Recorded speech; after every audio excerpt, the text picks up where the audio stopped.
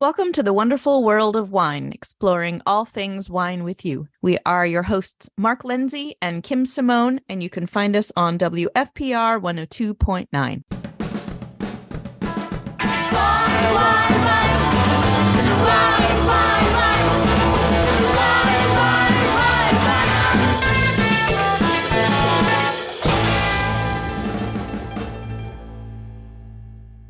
Hello, everyone, and welcome to the wonderful world of wine. Mark and I are here every week to bring you trending topics in the wine world. And how are you this week, Mark? All's well, Kim. Good to be talking wine with you and our listeners again today. Excellent. Yeah, for today's topic, we wanted to bring up shopping for wine and how to choose wine and all of those things that can be a little scary or intimidating, I think, for wine buyers when you're faced with so many options, so many choices, and it can be really difficult sometimes to figure out what you want to buy, what you want to choose, and do you go by price? Do you go by style? Do you take a recommendation? Where should people start? And we should listeners just some helpful tips and to tell people what others in the industry are recommended to do. Yeah, and this is a really, for me, and I'm sure yourself, Kim, it's been a popular subject people want to talk about and ask us questions about, what's the best way to shop or what are we looking for? And we found many articles to kind of discuss a few things. And lately, actually this year, I've been developing more classes suited to this too, how to choose wines, restaurant tips and things like that. So I thought we should sit and talk about it. The wine wall in stores is getting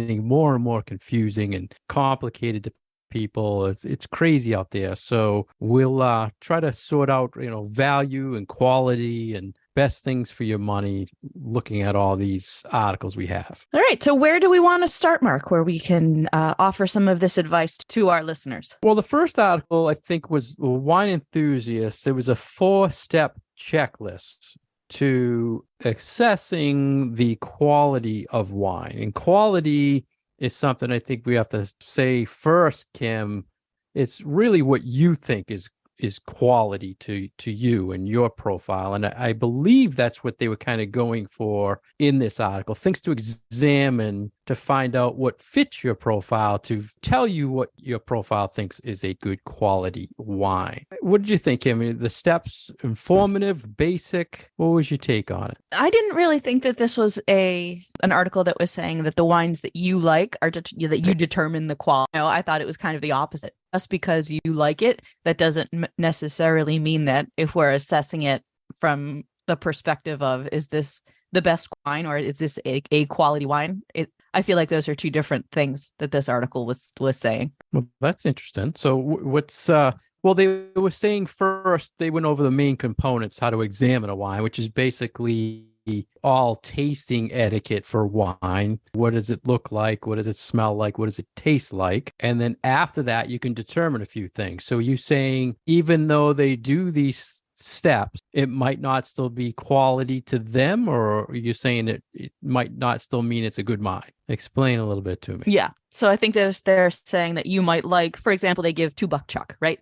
They say you might love 2 Buck Chuck, but it's not necessarily going to check all the boxes for what we're considering a quote unquote quality wine. You might like it, but it's not necessarily going to be falling into this category of the best quality wine. Okay, so because they were saying quality is based on a few factors, and if it doesn't hit all of those factors, okay, yeah, now I get where you're going with that. So yeah, so to them, something that fits your profile, but it doesn't match all these highlights of what makes quality, then you shouldn't say it's quality. Right. I think what they're trying to get to in this article, what makes a quote unquote wine. And so is a wine that you like, or is a good wine a wine that falls into this category of, it hits all of these parameters for quality? What's good to you could be different than to another person. So we do, I think, hit up against this concept a lot. Is it quote unquote good, or is it quote unquote sound, or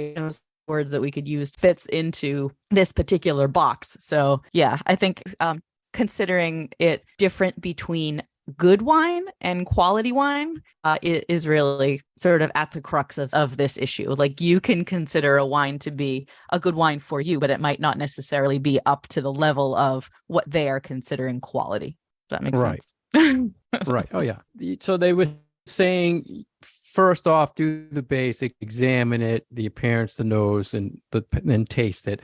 But there's 4 steps that really, if it hits all these 4, then everyone should think it's quality. And the first one was balance. So a balanced wine. So let's explain to the listeners the term balance in a wine. What does that mean? What are they looking for balance in a wine? So what you're looking for when you're talking about balance is that no particular wine is overwhelming all of the other ones. So like you don't want a wine that is sicky sweet and doesn't have enough, say, acidity to back up the sweetness, or you don't want to taste just oakiness and vanilla to the detriment of any fruit flavors. Like you want all of the pieces to be playing in harmony with each other so that you get some acidity and some tannins and someness and maybe some oakiness and some savoriness, like all of these things kind of working together. I like to say that it's a wine that doesn't have elbows sticking out. Some people describe it as not too many angles.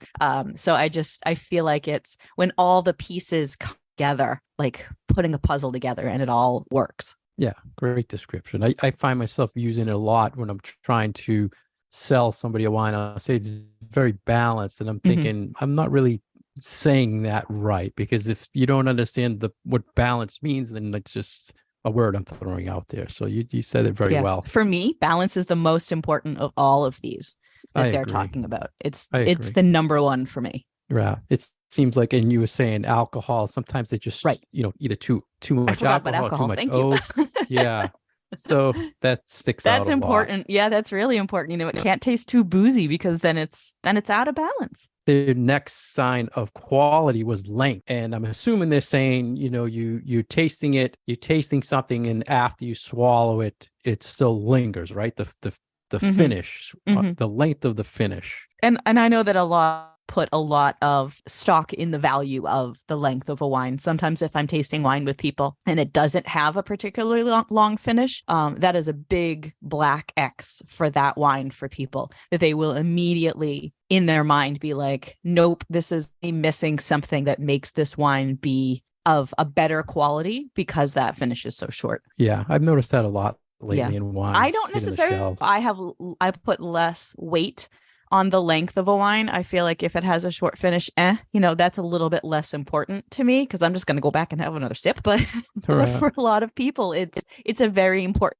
component to the overall experience of the wine for them. Next, they were saying intensity and expressiveness is a sign of quality. So something that is very aromatic, or the taste profiles like really something going on, you're getting a lot of different things, I guess, or variety correct, I guess, is the best way they explain or has a lot of personality. If it's got lots of layers, that intensity too, I think it can be very important. And they said complexity next, which to me, intensity, expressiveness kind of goes in hand with that, because if there's like I was saying, a lot going on, it's complex. It's not just one fruit, it's multiple fruits, or it's multiple things going on in your mouth. You're getting texture, you're getting length. To me, that's complex, and that is definitely a sign of quality in how I kind of tell the people the difference between, say, something at $10 price point, something double the cost. There's more complexity, more going on in that wine. I absolutely agree with you. I think you're totally spot on, Never.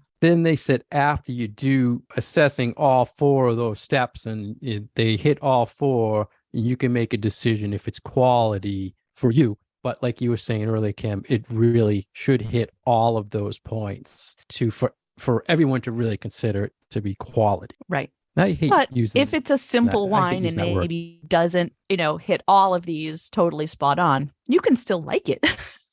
And it's not to say that it's a poorly made wine, because it could be, a really sound, yummy wine that just happens to be simple and not have that complexity. Maybe it doesn't have that length, but especially for wines on kind of the lower end of the price spectrum, there's absolutely nothing wrong with enjoying those wines. They're out there for a reason. And I feel like they hit a really good niche market to have well-made, tasty wines that maybe don't necessarily to the status of these, award-winning quality wines, but they're still a very pleasant wine to drink. Right. Next, we had an article in winebusiness.com saying, yes, people need help when choosing a wine. And another article saying the wine industry has a problem because drinkers have too many choices, which goes into play with the because wine it brought wall. the technology part of it into it. You know, Yeah. the tech idea of the last 20 years or so of either crowdsourcing reviews or having artificial intelligence come up with your particular flavor profile, you know, and then recommending to you specific wines. So I think that this is a really important issue to talk about when people are choosing wine, and it makes sense to use those or rely on those algorithms to help you choose what you're going to like. Yeah, And that you, the tech guy, would like this one. Well, this saying that wine buyers really won't use apps or so how do we help them if there's 75% buying wine in the supermarket? You know, are those the people who just want what they like and they're buying just what they like? They don't want recommendations. They won't use technology. You know, how do we help these people in selecting wine? And I think, but what if they don't? You and I, yeah, you know? or they have the option of doing or searching out people like you and I who would like to educate people on why you should look at certain things, you know? So I think that's the only way we can help people is keep offering, you know, things like this show and classes and telling people what's out there. But I think also the idea of making it easy, because he mentions in this that back before we had wine apps, people would write books, like literally books that had wine recommendations in them, but nobody wants to carry a book into the wine store. Right. Now we're dating ourselves, and that, right? You know, anything that's in print when it comes to specific wines and vintages and things like that is pretty much out of date by the time it gets printed. Right. We're dating ourselves, especially wines that are in demand are gone like as soon as they hit the shelf. So I think it's really hard because things change so constantly on the wine shelf to be able to get that information into people's hands in a usable way. And I think that's kind of at the crux of it. It's in an easy, usable way. Not that people want wine to be simple, but that they want to have the shopping of it be simple. You mentioned the books and how we used to go by that years ago. Every year they come out, this is the guide for 2023, and you'd buy it. And like you said, then those wines are either gone already. I'm noticing now the publications putting out reviews, most of the time that vintage isn't even on the shelf yet. It's kind of the opposite way. Instead of being gone, it hasn't hit yet because the publications are so up to date. Yeah. And it's what I find them in that with websites. So like if I go to the importer or the distributor and I'm trying to find information on a very particular wine that I'm showing at a tasting or doing something like that, that oftentimes they don't match up with what I have, whether it's too new or too old. I'm like, help. Yeah, you're right. So it's it's an old problem that we still have not found a solution for on either side, either our professional side or on the consumers and buyers. You know, it's difficult for everybody. We had another article that was in the concreteplayground.com, the No Bull Guide to Choosing Wine, and hit on a lot of things, Kim, that we've mentioned to our listeners in the past. Oh, is this the Australian one? The Concrete Playground, I believe they were. It had the four I think they were. things to keep in mind. These folks are Australian. What, did you get a different take because it was from Australia, or just? No, I mean, they repeated a lot of stuff we always say. So yeah, no, I like sometimes when we see articles from places that are not the United States, because it gives us a slightly different perspective of how things are viewed or handled in other parts of the world, because we often just see kind of our own little area. Right. So to see that there are these topics that come up, whether you're, when you're anywhere in the English speaking world, I think is it's sort of refreshing. But wine really is this global thing. And the things that we talk about are the same for retailers, halfway across the world as well. So it kind of was refreshing for me. Yeah, it shows there's an industry standard that's worldwide, and they had four things to keep in mind to discover what they call delicious wines. And occasion was the first, and always, what do we need this wine for? And then they said price, which we always talk about, but they said price is the most accurate indication of quality. What did you think of that quote? We go back and forth on this one, don't we? And I think that there have been a number of times where we have specifically said price is not the thing that you should necessarily look for. And we like to give tips about, if you want to maximize your wine budget, don't buy wines from, someplace, say, that has a super high reputation, someplace like a Napa Cabernet. You're not going to get the same bang for your buck if you're buying wines from Napa versus wines from, I don't know, the Dow region in Portugal. So yeah, I actually thought that was sort of interesting. But I think overall, and so maybe that is it, like overall a $25 better quality than a $10 bottle of wine in the, in most situations, right. Not all situations, but yeah, if we use that guide from the first article talking about the 4 items to look for in quality, you could have a $10 bottle that hits all of those items. You could have a $20 bottle that hits, but chances are the higher priced ones will hit more of those points. That's a good way of phrasing it. Points. Yeah, that's actually a really good way of looking at it. They said also keep an eye on the region, new world versus old world, because there's style differences, which is a worldwide wine shopping tip we talk about in the past. And also, I think those things to blur a little bit as we deal with changes to growing conditions and climates and movement of where vineyards are planted. And we've got new things coming up that those lines, I think, are starting to blur. In 10 years, when we have the new world, old world conversation, I think that will be more of an issue of that, not necessarily a factor really to use in what do you like? You like new world, you like old world. So I think that's something that we need to keep on our. Right. Because of climate. Yeah. Last, they said always look for the experts and ask them for advice, which is good. What there was a term they used, Kim, that I never heard. I had to ask you about. They said there's a phenomenon in the wine world called cellar door effect. Did you hear this before? I have. I understand the concept, what they're talking about, but not necessarily the phrase that they are using. So they refer to this thing called the cellar door, think of as the vacation concept, where something tastes better when you are in a particular moment. And they use the example of you're at the cellar door, like you're at the winery and you're tasting the wine in this atmosphere of whatever the winery happens to be located. And so you're feeling the moment. And so it tastes differently than when you bring those bottles home and you're drinking it at your kitchen table and you're kind of like, eh. And I like to tell this to people that it's like, okay, you're on vacation in Italy. Of course, everything is going to taste better.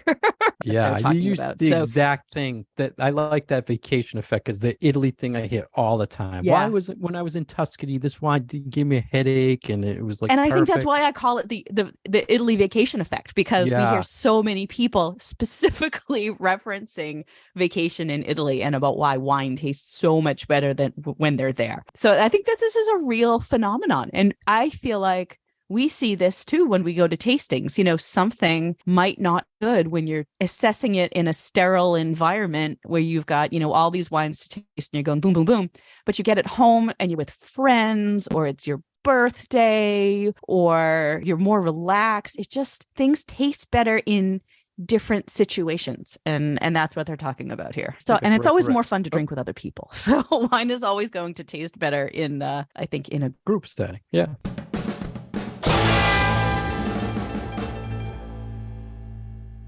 You're listening to The Wonderful World of Wine, and we are your hosts, Mark Lindsay and Kim Simone, exploring all things wine with you. For more information about Kim, please go to her website at commonwealthwineschool.com. For more information about myself, please go to franklinliquors.com. You can find us on Facebook and Instagram at The Wonderful World of Wine, and we are on Twitter at Wine Education. Today, we're talking about selecting and choosing wines, and some articles who hit all sorts of subjects, how to help you in the complicated wine world. And next, Kim, we had something that was in cnet.com. Which cheap wines are actually good, and here's how to tell. And our old friend Cheap Wines is putting its head up again. We like to say inexpensive. A lot of articles still I saying had a cheap. I had a little note when I was reading this one. I put cheap versus value. How about value? You and I, when we talk about wine, and that we don't like to say cheap wine. You like to say inexpensive wine. Right. But I think that there is value in talking about, well, this is a value wine as opposed to a cheap wine, because there are so many negative connotations with the word. Right. Right. And I think, again, going back to the first article about the quality steps, there was a lot of value wines that hit 2, 3 of the 4 things that it makes it value because it hits so many points that, show a good quality wine. I wouldn't call them cheap. I hate that people use that term. I mean, people can afford what they can afford. So some people's cheap wine is some people's wine they can't afford every day. So, but I like your take on it. And what would you consider value wines? Would you use the quality step? I would describe them as wines that have a good bang for their buck. Like, you can compare them to other wines at their same price point, and they over deliver at that amount. So like, that's what I consider to be a value wine. So you could have a $12 bottle of wine and or have 5 $12 bottles of wine, taste them side by side. If there is one of those wines that hits those steps that we were talking about earlier in the show, where it has complexity and it has length and it has the balance, and if that is the standout wine within that price point and sort of over delivers for the dollars that you've spent for them, I feel like that is one of those wines that it's like, wow, this is value. It over delivers for the amount of money that you've spent. Yeah, I like that. They mentioned in the article, cork versus screw cap doesn't mean what it did before. So people might use that cheap term with screw cap. Yep. That one's kind of, I feel like, off the table now. So like, like you can't use that to determine, because there are some very inexpensive bulk wines that are very mass produced that still come with corks. And I don't know why. They gave maybe because of this, maybe because there are so many people who still view, oh, this must be a better wine because it has a cork in it. So I think that's my sneaky suspicion of why there are still some not so great $7 bottles of wine that still have corks. And of course, they gave some tips, and one of them was avoid wine trends when you're I was wondering how you were going to deal with this one. Well, I think something that's trending wouldn't be something that would be of best value for your money right away, because it's probably something unique that's going to cost you some more money. But what was your take on it? Well, I think that hits a different type of consumer, because you have to know what the trends are in order to avoid the trends. So if you know what the trends are, you're already somebody who is thinking about wine. You're not just going into a store and buying the first thing so I thought that was more like nuanced, where in order for, you already know stuff about wine. And if you already know what the trending wines are, then you probably have a little bit more knowledge that maybe you don't think you know more about wine, but you probably do. So I feel like those people are already at an advantage because they already have a little bit of an idea of what's going on in the wine world. Would you consider wine that's trending something that's just being influenced by social media, meaning something that's backed by a celebrity? If a celebrity saying drink, and does that mean it's trending, or is it like a style or a region that trends? Yeah, that's an interesting way of looking at it. So I would say that, social media influence is part of marketing. And so I don't know if we would consider, it doesn't really fit into our definition of trending, because when we tend to talk about sort of longer term trends, whether they be year or half a decade.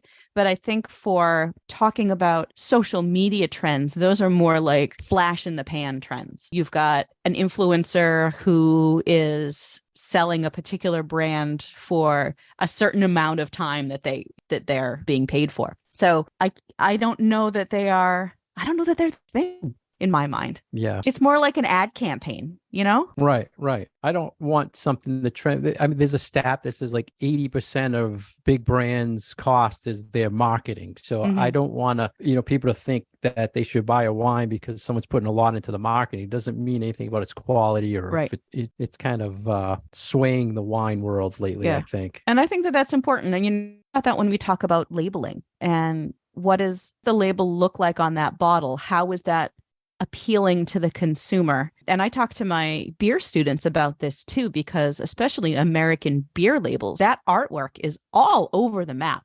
Right. And it's partly a reflection of the personality of the people making the beer, but then it's also a reflection of marketing efforts. Like, how do we get people to buy this? I think that part of it ties in. It doesn't really tell you anything about the quality of what you are buying, but really is part of the marketing effort to get you to purchase that. It's funny you mentioned the labels on the beer because I see that trend more popular in beer, that the label and catching of, the catchy names and the colors on a beer label is drawing people more than that marketing for wine. Absolutely. And that was big with wine, coming up with these catchy names and colors, and they had all these, have to use this font.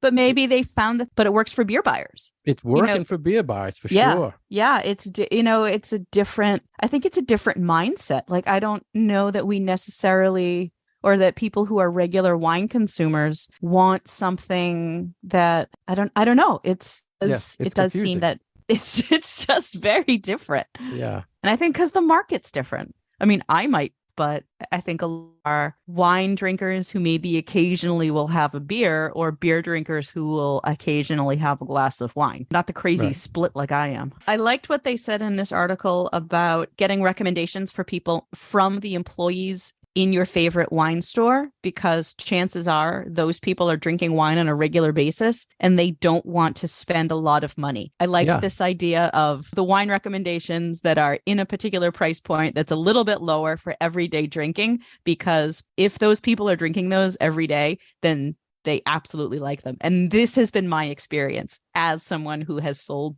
boatloads of everyday wine to drink, that I always had such great recommendations for people for like at $10, at $12, at $8, because that's what I brought home and drank. Right. And that's all part of their shop local thing. And I think it also, selection is all part of price points. Is the place you're going have a good range of price points. And like you said, are they recommending things always at the highest spot or the low spot? Where are you getting recommendations? Do they have a selection of price points for you to choose? But I like that tip too about what the employees are saying. The confusing thing I thought in this article was the title was "Which Cheap Wines Are Actually Good," and then they said explore entry level wine. They don't really talk a whole lot about cheap wine.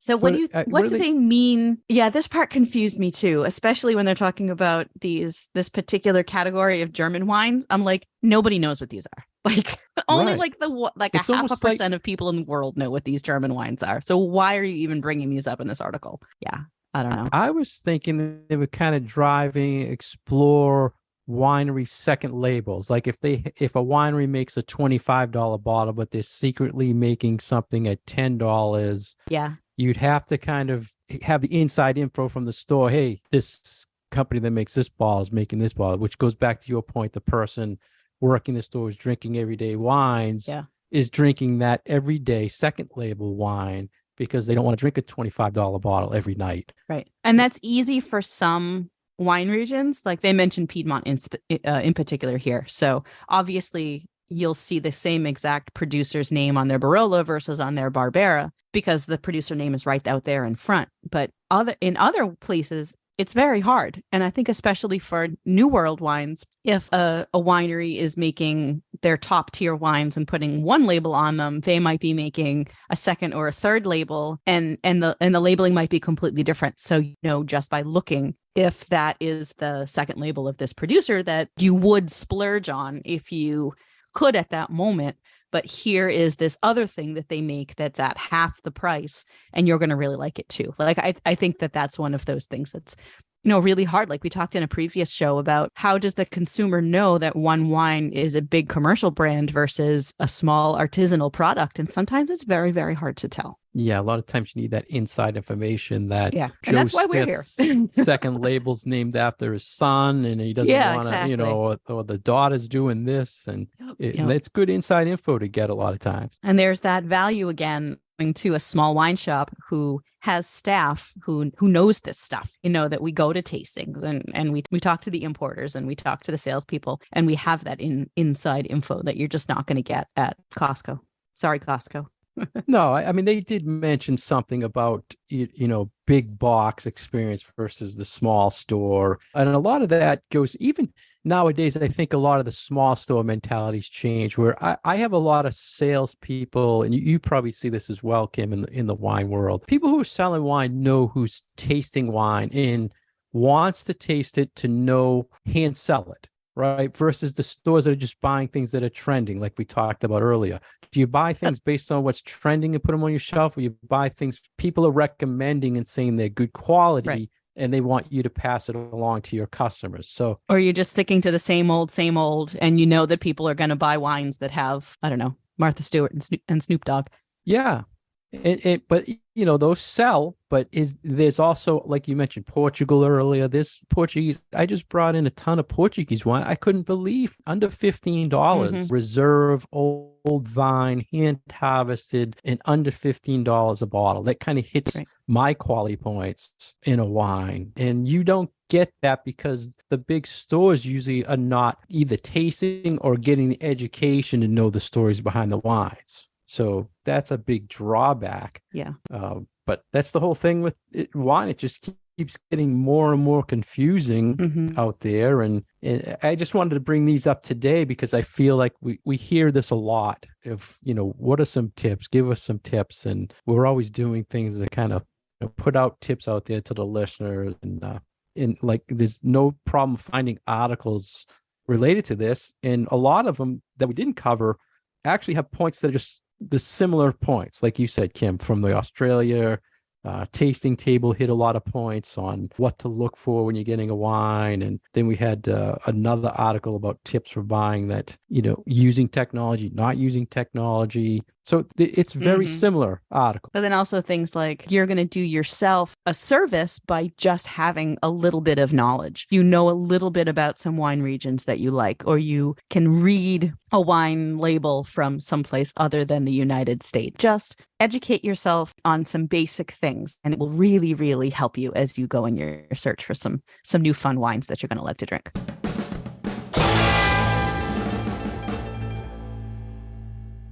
Thank you for listening to us today on The Wonderful World of Wine. We have been your hosts, Kim Simone and Mark Lindsay. You can find our past episodes on SoundCloud and iTunes. Always leave us your questions and comments on Facebook. We are at The Wonderful World of Wine. And listen to us every week on WFPR, Franklin Public Radio, 102.9. Cheers. Wine, wine, wine.